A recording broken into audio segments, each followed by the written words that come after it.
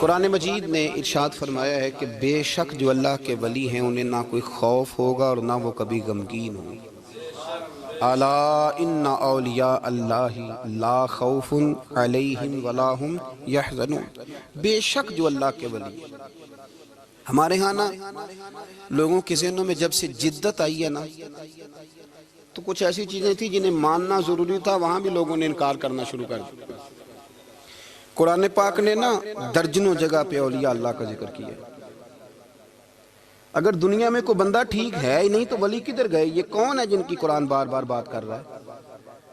یہ کون ہے جن کو قرآن کہہ رہا ہے ان کو نہ کوئی خوف ہوگا نہ غمگین ہوں گے؟ یہ کون ہے جن کے بارے میں قرآن کہہ رہا ہے یا ایھا الذین آمنوا اتقوا اللہ وکونوا مع الصادقین، سچے لوگوں کے پاس بیٹھو؟ اگر ہے ہی کوئی نہیں دنیا میں۔ ہم لوگ اپنی چھوٹی چھوٹی عقل کے دائرے میں بڑی بڑی چیزیں سما کے رکھنا چاہتے ہیں۔ اس امت میں جو اللہ نے اس امت کو کمال دیا ہے اس میں ایک کمال یہ ہے کہ اس امت میں اللہ کے ولی ہمیشہ موجود رہے، ہمیشہ۔ یہ بات لکھ لیں، یہ بات لکھ لیں۔ یہ الگ بات ہے کہ پروفیسر کا بیٹا بھی کئی دفعہ ان پڑھ رہ جاتا ہے، باقی سارے لوگ آ کے اس سے فیض یاب ہو جاتے ہیں، وہ کہتا ہے مجھے پتہ ہے ابے کا ابا کیا ہے۔ یہ بات الگ ہے۔ کئی دفعہ بڑے بڑے لوگ محدثین کے بیٹے ان پڑھ رہ جاتے ہیں اس لیے کہ سمجھ ہی نہیں پاتے چیزوں کو۔ اللہ کے ولی ہمیشہ تھے اور ہمیشہ رہیں گے، اور دین کو کسی بندے کی ضرورت نہیں ہے، دین کسی کا محتاج نہیں، لیکن اللہ نے بندوں کی ڈیوٹی لگائی ہے کہ دین کے چمن میں کوئی جڑی بوٹی آ جائے تو بندے ہی اسے کاٹتے ہیں، دین کے چمن کی آبیاری بندے ہی کرتے ہیں، بندے ہی بیج لگاتے ہیں، بندے ہی اس فصل کو پانی دیتے ہیں۔ یہ ڈیوٹیاں ساری اللہ کے بندے ہی کرتے ہیں، یہ پکی بات ہے، اس میں کوئی اختلاف کیا جا سکتا۔ حضرت غوث پاک جیلانی شیخ عبد القادر رضی اللہ تعالیٰ غوث اعظم درمیان اولیاء چو محمد درمیان انبیاء، غوث اعظم کا ولیوں میں وہی مقام ہے جو نبیوں میں رسول کریم کا مقام ہے۔ حضرت غوث پاک رضی اللہ تعالیٰ عنہ کو اللہ نے بڑے اعزازات سے نوازا۔ ایک اعزاز اللہ نے یہ دیا کہ ماں کی طرف سے حسینی ہے، باپ کی طرف سے حسنی سید، نانا بھی اللہ کے ولی، دادا بھی اللہ کے ولی، پھوپھی بھی اللہ کی بہت بڑی ولی ہے، بہت بڑی ولی۔ والد گرامی، آپ نے وہ سیب والا واقعہ تو بڑا ہی سنا ہوا ہے، اس طرف تو میں نہیں جاتا۔ ماں بھی اللہ کی بہت بڑی ولی ہے۔ یہ اللہ نا اسباب بناتا ہے، خود ماحول بناتا ہے۔ آپ کے جو والد گرامی تھے ان کا نام تھا ابو صالح سید موسیٰ جنگی دوست رحمت اللہ علیہ۔ بادشاہ کے کچھ سپاہی تھے جو مٹکے اٹھا کے جا رہے تھے، اور مٹکے تھے شراب کے بھرے ہوئے، مٹکے اٹھا کے جا رہے تھے۔ حضرت سید محمد موسیٰ جنگی دوست رحمت اللہ علیہ بھی قریب سے گزرے۔ یہ کیا ہے بھائی؟ بدبو سے سمجھ تو گئے، تصدیق کے لیے پوچھا کیا ہے؟ انہوں نے کہا جناب یہ بادشاہ کا سامان لے کے جا رہے ہیں۔ آپ تو جھنڈے والی گاڑی کو ویسے نہیں نہ پوچھ سکتے، سوال ہی نہیں پیدا ہوتا۔ آپ چونکہ جمہوری لوگ ہیں، آپ نے تو بس دفتر بنانا ہے، جب الیکشن ہوگا نا اپنے دروازے کے سامنے سارے محلے سے لڑائی لینی ہے کہ ووٹ میرے آکے دیں، پھر ٹھیک 1.5 مہینے کے بعد سجدہ صاف بھی کر جاتے ہیں، بندہ غلط سی میں نے پتہ ہی نہیں لگا۔ تو یہ پہلے سوچنا تو تھوڑا سا صحیح، بلا وجہ الیکشن تو روز کبھی کبھی آئے گا، تو ہم نے ایک جگہ تو روز رہنا، ایک دوسروں سے جھگڑے کرنا اور معاذ اللہ تعالیٰ غیبتیں کرنا، عزتیں اچھالنا، یہ مسلمان کا شیوا نہیں ہے۔ حضرت غوث پاک کے والد نے پوچھا کیا لے کے جا رہے ہو؟ بادشاہ کا سامان ہے جی۔ ہاتھ میں ڈنڈا تھا، 3 مٹکے تھے شراب کے بھرے ہوئے، زور سے ایک ایک ڈنڈا مٹکوں پہ مارا تو مٹکے ان کے سروں پہ ٹوٹ گئے۔ بادشاہ سلامت، ہم ساری تقریباً بادشاہ سلامت ہوتے ہیں، یہ کسی کی جرت ہے مطلب میرے گھر کے معاملے میں مداخلت کرے ہو، پھر بادشاہ ہو۔ لوگوں نے جا کے بڑی غیبتیں کی، بڑی بڑی کہانیاں سنائیں۔ اس نے تو توڑ دیا جی مٹکے آپ کے، نے کوئی حال نہیں چھوڑا۔ تو بادشاہ کہنے لگا بلاؤ سید موسیٰ پاک جنگی دوست رحمت اللہ علیہ کو بلا لیا۔ تو کہنے لگے بادشاہ تمہیں پتا تھا مٹکے کس کے ہیں؟ آپ فرمانے لگے پتا تھا مجھے۔ کہا کیوں توڑے؟ فرمایا اس لیے توڑے کہ مجھے تیرے اوپر رحم آ گیا تھا، تو اگر شراب پیے گا تو دوزخ میں جلے گا۔ مجھے رحم آیا تھا، میں نے توڑ ڈالے۔ تو کہنے لگا آپ کون ہیں؟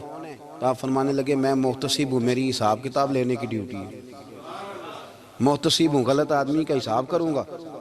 تو بادشاہ کہنے لگا کس نے ڈیوٹی لگائی آپ کی؟ فرمانے لگے میری ڈیوٹی میرے رب کریم نے لگائی ہے، میری ڈیوٹی اللہ نے لگائی ہے۔ تأمرون بالمعروف وتنہون عن المنکر، مسلمان کے ذمے ہے اچھائی کا حکم دے گا، برائی سے روکے، یہ ذمہ داری ہے میری، اللہ نے ڈیوٹی لگائی ہے۔ بادشاہ پہ اتنا روب طاری ہوا کہ کہنے لگا حضور آپ کی بڑی مہربانی، آپ نے یہ کام کیا۔ کہنے لگا جناب اگر آپ اجازت دیں تو میں بھی آپ کو محتسب نہ بنا دوں، آپ میرے وزیر بن جائیں، کوئی بندہ اس طرح کا کام کرے تو اسے روکیں۔ تو آپ فرمانے لگے نہیں، تو اپنی نوکری سنبھال کے رکھ، جسے اللہ ڈیوٹی پہ لگائے اسے پھر بندوں کی ڈیوٹیاں نہیں کرنی چاہیے۔ یہ اعزاز اللہ نے انہیں دیا، یہ شان رب کریم نے عطا فرمائی۔ ان کے صاحبزادے تھے حضرت غوث پاک جیلانی رضی اللہ تعالی عنہ۔ اللہ تعالیٰ نے جب کسی شخص سے کام لینا ہوتا ہے تو اللہ اس کے لیے اسباب بھی خود ہی پیدا کر دیتا ہے۔ علامہ اقبال اپنے استاد کی بڑی قدر کرتے تھے، شمس العلماء کی۔ تو ایک دن حضرت شمس العلماء سے کہنے لگے استاد جی آپ کی مہربانی سے پڑھ گیا ہوں۔ تو فرمانے لگے پتر تیری کلاس میں تو 250 لڑکا تھا، میری مہربانی تو سب پہ تھی، پر سارے تو اقبال نہیں نہ بنے۔ فرمانے لگے تیرے اندر بھی کوئی خوبی تھی، جس کی وجہ سے اللہ نے تجھے یہ اعزاز، کوئی چیز تیرے اندر بھی۔ اللہ تعالیٰ جب کسی بندے کو نوازتا ہے نا تو بندہ بھی محنت کرتا ہے، لیکن اس کی محنت سے زیادہ اللہ کے فضل کا دخل ہوتا ہے۔ تو بندے کئی دفعہ کہنے لگ جاتے ہیں بڑی مشقت کی، بڑی محنت کی، کچھ بھی نہیں ہوتا، زیادہ اللہ کے فضل کا انحصار ہوتا ہے۔ رب جیسے چاہتا ہے ویسے فیصلے دیتا ہے۔ آپ فرماتے ہیں کہ میں چھوٹا سا تھا، والد انتقال کر گئے، والدہ تھی میری اور ہم 2 بھائی تھے۔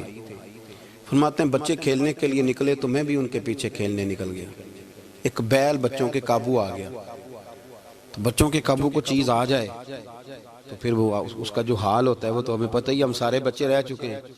تو کہتے ہیں وہ بیل قابو آ گیا، کوئی اس کے کان چھیڑتا، کوئی اس کی دم چھیڑتا، کوئی اس کے سینگ چھیڑتا، کوئی کسی جگہ سے اسے تنگ کرتا۔ مختلف بچے اس کو نا دم سے پکڑ کے ہلاتے، بیل بھاگتا۔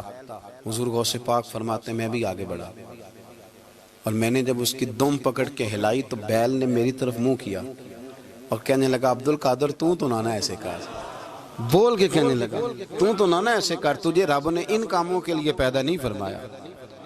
آپ فرماتے ہیں مجھے اتنا خوف طاری ہوا، بیل کو بولتے دیکھا تھا پہلی دفعہ، بیل کو۔ اب میرے سنی کو بھی دلیلوں کی ضرورت ہوتی ہے نا، دلیل نہ دیں، کسی بزرگ کی بات سنائیں تو سنی بھی تھوڑا تھوڑا دائیں بائیں دیکھتا ہے۔ یہ شور ایسا ہوا ہے نا، پراپوگنڈا ایسا ہے۔ میں حدیث پاک سنا دیتا ہوں۔ رسول کریم صلی اللہ تعالیٰ علیہ وآلہ وسلم فرماتے ہیں ایک شخص نے بیل پہ سواری کر لی تھی۔ بیل سواری کے لیے نہیں پیدا کیا گیا، سواری کے لیے اونٹ ہیں، خچر ہیں، گھوڑے ہیں، گدھے ہیں، بیل کھیتی باڑی کے لیے۔ اس شخص نے جب بیل پہ سواری کی تو بیل پیچھے مڑ کے دیکھنے لگا اور کہنے لگا یار تو بڑا بیوقوف ہے، بول کے کہنے لگا مجھے اللہ نے سواری کے لیے نہیں پیدا کیا، میرے سے وہ کام لے جس لیے میں پیدا کیا گیا ہوں۔ تو بندہ ڈر گیا، کہنے لگا بڑی حیرانگی والی بات نہیں کہ بیل بولتا ہے، تو بیل پھر بول پڑا۔ کہنے لگا اس سے بھی زیادہ حیرانگی والی بات ہے۔ اس نے کہا وہ کیا؟ کہنے لگے مدینے میں نبی پاک آ گئے ہیں اور تو نے ابھی تک کلمہ ہی نہیں پڑھا، یہ اس سے بھی زیادہ حیرانگی والی بات ہے۔ جامع المعجزات میں حدیث موجود ہے، حضور آ گئے اور تو نے کلمہ ہی نہیں پڑھا۔ وہ شخص کہتا ہے میں سر پٹ دورا، جب آ کے سامنے کھڑا ہوا تو حضور مسکرائے، فرمایا آجا پڑھ لے کلمہ، مجھے پتا ہے تجھے کس نے بھیجا ہے۔ اللہ والوں کی باتیں مان لیا کریں، میں بڑی ذمہ داری سے کہتا ہوں رب کریم کے کوئی بندوں کی بات کتاب و سنت کے خلاف نہیں ہوتی، وہی تو کتاب و سنت آگے پہنچانے والے ہوتے۔ تو حضور غوث پاک فرماتے ہیں میں وہ ڈر کے گھر آیا، جب گھر پہنچا تو میرے کانوں میں آواز آ رہی تھی لبیک اللہم لبیک لبیک لا شریک لک لبیک۔ فرماتے میں چھت پہ چڑھا اور میں نے جیلان میں اپنی چھت پہ کھڑے ہو کے دیکھا، تم حج کے دن تھے، میری سیدھی نظر میدان عرفات پہ گئی، لوگ میدان عرفات میں بیٹھ کے لبیک لبیک پڑھ رہے تھے۔ پہلے میں وہاں سے ڈر کے آیا، پھر چھت سے ڈر کے نیچے اترا، ماں کو ساری بات بتائی تو کہتی میری ماں کہنے لگی بیٹے جب تو پیدا ہونے والا تھا تو مجھے بڑی بشارتیں ملتی۔ فرماتے ہیں ماں نے نا کھولا بکسا صندوق تو 80 دینار نکالے، فرمایا پتر تم 2 بھائی ہو اور تمہارا باپ کل جاگیر 80 دینار چھوڑ گیا، 80 40 تمہارے 40 تمہارے بھائی کے۔ فرمایا بیٹا ایک بات کا خیال رکھنا، میں اور تمہارا باپ کوئی نہیں، بھائی چھوٹا ہے، میں پیچھے نہیں آ سکتا، کہ 40 دینار لے جا اور جا بغداد چلا جا کے تعلیم حاصل کر. بیٹے میں پہنچ نہیں سکتی، خیال رکھنا. غوث پاک فرماتے ہیں 12 سال میں نے تعلیم حاصل کی یارو، میں نے پتے بھی کھائے. اور خود آپ کا فرمان موجود ہے، فرماتے ہیں ایسی سختیاں بھی دیکھیں، ایسی سختیاں بھی دیکھیں کہ پتھروں اور پہاڑوں پہ گزرتی تو شاید پگھل جاتے، لیکن میں نے اپنے نبی کا دین پڑھا. اب تو پیر کے گھر میں جو پیدا ہوتا ہے وہ علم لدنی والا ہوتا ہے. میں تو صاحب دا پتر ہے، او خدا کے بندے صبر کر. اگر غوث پاک حسنی حسینی سید ہو کے باقاعدہ پھٹی پہ بیٹھ کے پڑھتے ہیں، تو کس پیر کا مرید ہو گیا جسے علم ہی کوئی نہیں، جو جاہل آدمی ہے؟ یہ ضروری ہے، علوم دینیاں ضروری ہیں، اس کے بغیر کام نہیں چلتا. اور غوث پاک رضی اللہ تعالیٰ عنہ کی آپ پوری زندگی پڑھ کے دیکھ لیں. غوث پاک تمام اولیاء کے امام ہیں ساری زندگی. غوث اعظم سے کسی نے پوچھا آپ نے سب سے زیادہ دین کا کام کس طرح کیا، تو فرماتے ہیں تقریر کے ذریعے. اب تقریر کرنے والا مولوی ہوتا ہے اور تویز دینے والا، سبحان اللہ. غوث پاک رضی اللہ تعالیٰ عنہ فرماتے ہیں میں نے دین کا سارا کام کس ذریعے سے کیا ہے. ہفتے میں 3 جلسے کرتے تھے اور 70 ہزار کا مجمع ہوتا تھا اور بغیر لاؤڈ سپیکر کے تقریریں ہوتی تھی. اور فرماتے ہیں جیسی سمجھ پہلے بندے کو آتی تھی ویسی آخری والے کو آتی تھی. لوگوں نے کہا حضور یہ کرم کیسے ہوا؟ فرمانے لگے میں نے جب تعلیم حاصل کر لی تو بولنا آتا ہی نہیں تھا، تو میں بڑا پریشان ایک دن سو گیا تو خواب میں رسول کریم کا دیدار نصیب ہوا.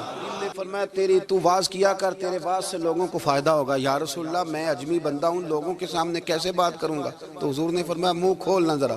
کہتے میں نے منہ کھولا تو محبوب نے 7 دفعہ لعاب دہن ڈالا میرے منہ میں. آپ فرماتے ہیں پھر بولتا میں تھا، اثر کوئی اور پیدا کر دیتا. حضور غوث پاک رضی اللہ تعالیٰ عنہ نے 40 سال دین کا کام کیا.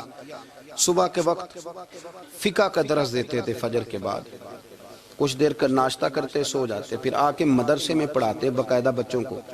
غوث پاک رضی اللہ تعالیٰ عنہ کی سیرت پر آپ ساری کتابیں پڑھ لیں، ساری کتابیں لو. میں نے بھی بڑا ہی دعویٰ کر دیا، یعنی ساری کتابیں جتنی اب تک چھپی ہوئی ساری پڑھ لو، کہیں نہیں ملے گا کہ ہم غوث پاک کے آستانے پہ گئے. غوث پاک کسی بندے نے یہ نہیں کہا ہم غوث پاک کے آستانے پہ گئے، غوث پاک کے دربار پہ گئے. سب نے یہی لکھا ہے کہ ہم حضور غوث پاک کے مدرسے میں گئے. ہمارے نا مدرسوں میں سبق تقسیم ہوتے ہیں، سال جب شروع ہوتا ہے نا تو سبق تقسیم ہوتے ہیں. ہمارے مدرسے میں بھی تقسیم کرتے ہیں ہمارے مولانا. آپ حدیث پاک پڑھائیں گے، فلانا استاد منطق پڑھائے گا، فلانا فلسفہ پڑھائے گا، فلانا یہ سبق تقسیم ہوتا ہے، فلانا قرآن، فلانا حدیث، فلانا فقہ. تو غوث اعظم کے مدرسے کے جو ناظم تعلیمات تھے وہ کہنے لگے حضور سبق بانٹنے ہیں تو آپ کو کون کون سے سبق دے دیں، کون کون سا پیریڈ پڑھائیں گے؟ تو آپ فرمانے لگے نہیں پیریڈ رہنے دو. حضور پھر فرمایا اس طرح کرو لائق بچے تم رکھ لو اور نلائق سارے مجھے دے دو، میں جانوں اور نلائق جانے، نلائق سارے میرے. غوث پاک رضی اللہ تعالیٰ نلائق سارے رکھ لیے، کند ذہن. اور حضور غوث پاک ان کو اسباق پڑھایا کرتے، ان پر محنت کرتے. فجر کے بعد فقہ کا درس، 10 بجے مدرسے کی کلاس، زور کے بعد حدیث پاک کا درس، مغرب کے بعد تفسیر بیان کرتے. بانج علموں جو کرے فقیری وہ کافر مرے دیوانہ. اور عشاء کی نماز کے بعد ہفتے میں 3 جلسوں سے خطاب. اور یہ سارے کام کر کے نا تو پھر بھی غوث اعظم جب دنیا چلی جاتی تو وضو کر کے مصلی پہ بیٹھ جاتے. اور 40 سال بیت گئے، ساری رات اللہ کی بارگاہ میں عبادت کرتے. 40 سال حضور غوث پاک کو اللہ نے بڑا اعزاز دیا، کتابیں لکھی، ڈیوٹی کی، محنت کی، کوشش کی پوری دنیا میں. میں پہلے بھی بتا چکا ہوں پھر بتاتا ہوں، یہ جو صلاح الدین ایوبی کا بہت نام لیتے ہیں نا، بہت بڑے مجاہد تھے. صلاح الدین ایوبی کے ساتھ 70,000 کی فوج تھی، سارے کے سارے غوث پاک کے مرید تھے. صلاح الدین ایوبی نے حضور غوث پاک کی زیارت نہیں کی پر تعلیم غوث پاک کے مدرسے میں حاصل کی. اس کو بڑا شوق ہو نا کتابیں دیکھنے کا، وہ میرے پاس آئے، میں دکھاؤں گا انشاءاللہ. صلاح الدین ایوبی حضور غوث پاک کے مدرسے کا طالب علم ہے.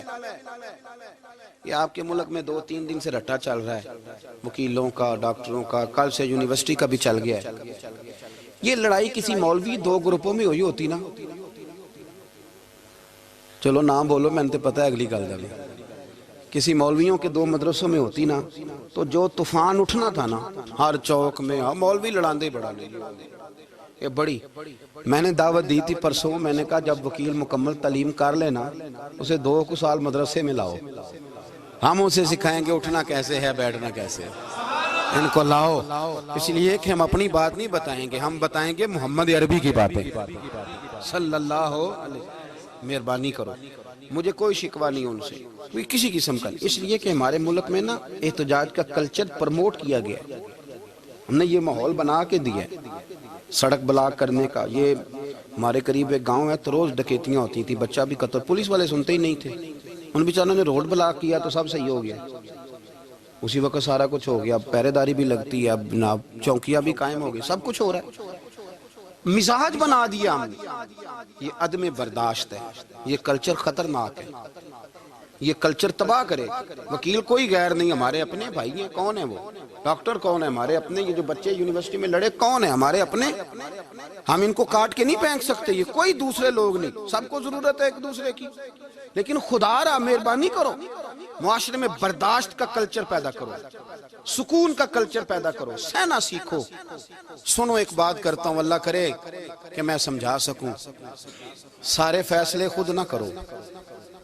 اگر تمہیں نظر آئے نا کہ آپ کے ساتھ کہیں ناانصافی بھی ہو رہی ہے تو ساری عدالتیں دنیا میں نہیں لگنی, ایک قیامت میں بھی لگنی ہے. ہاں امام حسن کو زہر دے دیا گیا تو امام حسین کہنے لگے بھائی بتاؤ کس نے دیا ہے. فرمایا حسین اگر وہ نہیں جس پر مجھے شک ہے تو میں کسی آدمی کا بلا وجہ تمہیں نام کیوں بتا دوں. کہا پھر بھائی آپ اشارہ تو نہیں بتا دے. تو فرمایا حسین اگر وہی ہے نا جس پر مجھے شک ہے تو پھر بھی میں نے فیصلہ اپنے رب پہ چھوڑ دیا. فرمایا میرے رب سے زیادہ بہتر فیصلے کرنے والا کوئی موجود.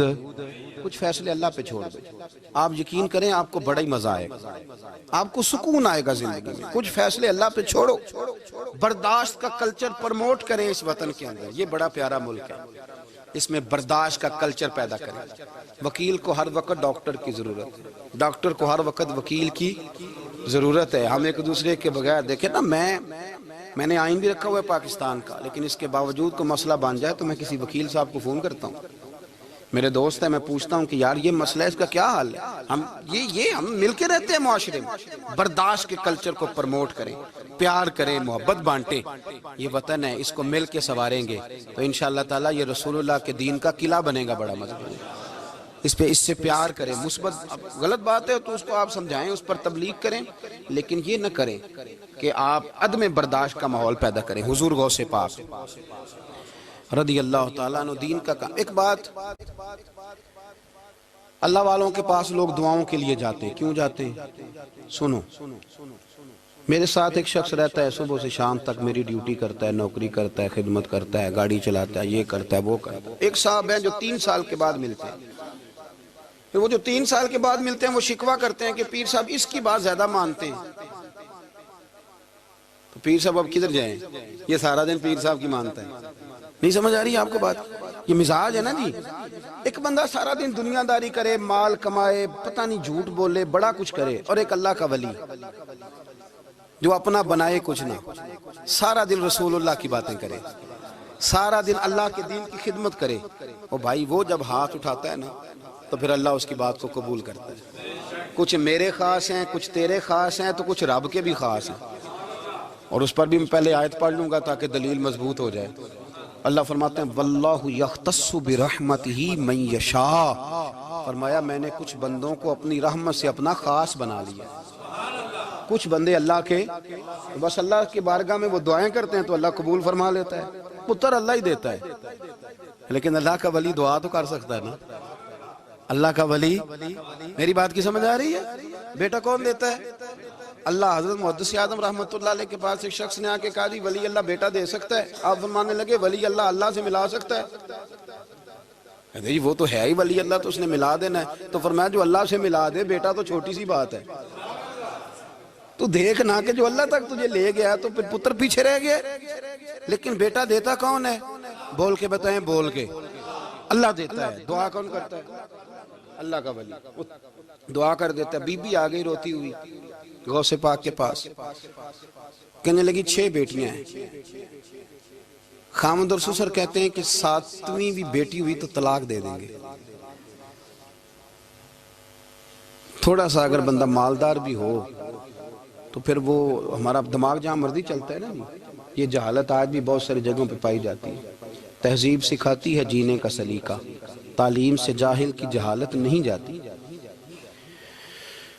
تو رو پڑی۔ حضور غوث پاک رضی اللہ تعالیٰ عنہ نے بلایا اس کے شوہر کو بھی اور سسر کو بھی، فرمایا یہ دیکھ یہ تو اللہ کے کام ہے، جس کو چاہے بیٹیاں دے، جس کو چاہے بیٹے دے۔ تو جو نہیں مانتے پھر غوث پاک کی بھی نہیں مانتے، انہوں نے کہا جی نہیں دی، میں تو نکاح کروں گا۔ چلے گئے تو غوث پاک کی بارگاہ میں وہ بیٹی اور اس کا باپ اور اس کی ماں پھر آئے، کہنے لگے حضور مہربانی فرمائیں۔ پھر اللہ کے ولیوں کے پاس ایک قوت ہوتی ہے جس کا نام مصلی ہے۔ مصلی بہت بڑی طاقت، بہت بڑی۔ حضور نے فرمایا دعا صلاح المومن، فرمایا دعا مومن کا ہتھیار ہے۔ یہ مومن جب ہاتھ اٹھاتا ہے تو پھر عرش کا مالک دروازے کھول دیتا ہے کرم کے۔ حضور غوث پاک نے مصلی بچھا لیا اور رو پڑے، کہنے لگے مالک کریم، اس بی بی کے دل میں کس نے بات ڈالی تھی کہ عبدالقادر کے دروازے پہ جا؟ دیکھیں منانے کا انداز، منانا آتا ہے نا۔ اللہ کس نے اس کے دل میں بات ڈالی کہ عبدالقادر کے دروازے جا؟ کس نے ڈالی؟ اور مالک اگر تو نہیں ڈالی تھی تو کیا تو اب اپنے عبدالقادر کو رسوا کرے گا؟ اگر تو نہیں بھیجا ہے کہ ادھر جا تو اب تو رسوا کرے گا؟ حضور غوث پاک رضی اللہ تعالیٰ نے دعا مانگ کے چہرے پہ ہاتھ پھیرے، بچی کے سر پہ ہاتھ رکھا، فرمانے لگے پتر جا، مجھے امید ہے اللہ نے 6 بیٹیاں دی ہیں تو 7 بیٹے بھی عطا فرمائے گا۔ تو بی بی کہتی ہے پھر رب نے فضل فرمایا اور 7 ہی بیٹے عطا فرمائے، پھر 7 ہی بیٹے رب کریم نے دیے۔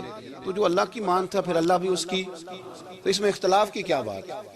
یہ سادی سی بات ہے۔ ایک بغداد کا سوداگر تھا، بڑا مالدار تھا۔ ایک دن اس نے بغداد کے سارے علماء اور مشائخ کی دعوت پکائی تو غوث پاک کے پاس بھی آیا، کہنے لگا حضور شام کا کھانا ہے۔ آپ نے اس کا چہرہ دیکھا تو وہ رو پڑا، کہنے لگا بغداد کے پیر انکار نہ کرنا۔ آپ نے فرمایا تو جا میں آؤں گا۔